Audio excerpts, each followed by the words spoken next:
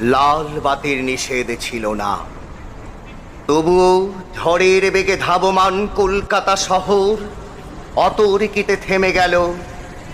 ভয়ঙ্কর ভাবে টাল সামলে নিয়ে দাঁড়িয়ে রইল ট্যাক্সি ও প্রাইভেট, টেম্পো, বাঘ মার্কা ডবল ডেকার।